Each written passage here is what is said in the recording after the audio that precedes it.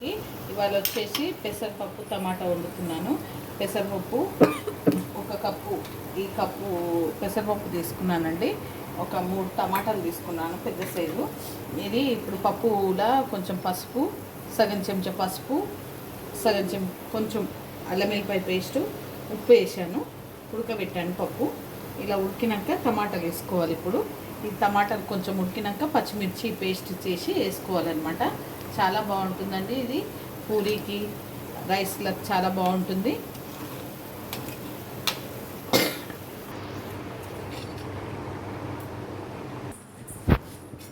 Okay అండి, ఇప్పుడు పప్పు కొంచెం ఉడికింది.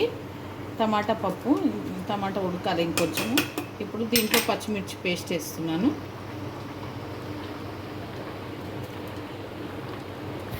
ఒక 7-8 పచ్చిమిర్చి తీసుకున్నానండి. ఒక గిన్నె పప్పుకి కొంచెం స్పైసీ ఉంటే బాగుంటుంది కదా, అందుకని.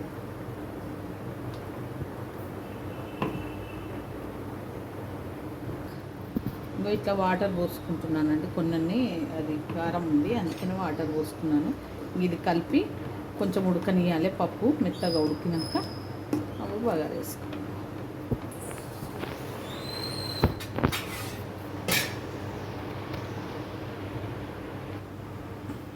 ఇప్పుడు నూనె పోసుకుంటున్నానండి. బగారాకి తాలింపు వేసుకోవడానికి 2 పావుల నూనె పోసుకుంటున్నాను.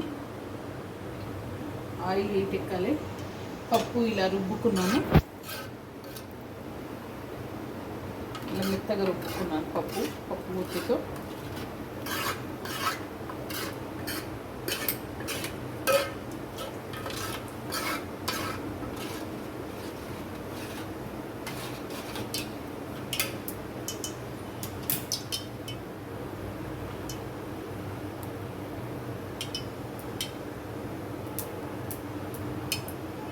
ఇప్పుడు 4-5 ఎల్లిపాయలు వేసుకుంటున్నాను.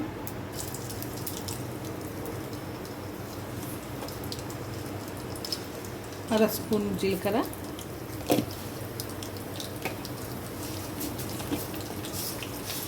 అర స్పూన్ ఆవాలు, 4 ఒట్టిమిరపకాయలు వేసుకుంటున్నాను.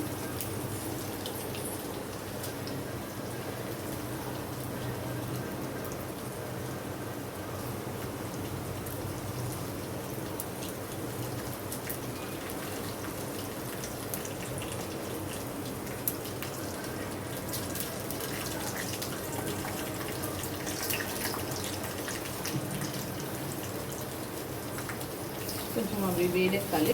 వేడెక్కి కొంచెం కొత్తిమీర వేసుకుంటున్నాను.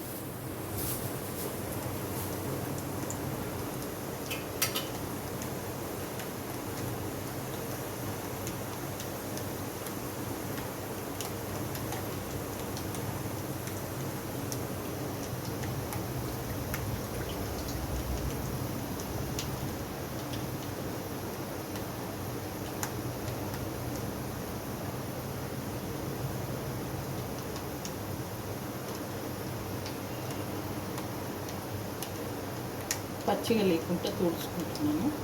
ఇలా తుడుచుకొని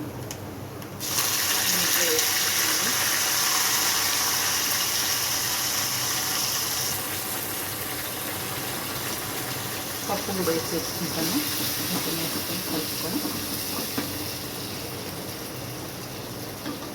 బాగా వేసేస్తాను.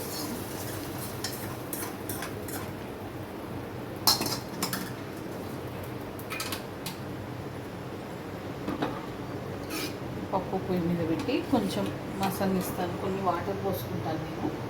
వాటర్ పోసుకొని కొంచెం మసలినాక ఒక 5 మినిట్స్ మసలినాక అప్పుడు బంద్ చేస్తాను.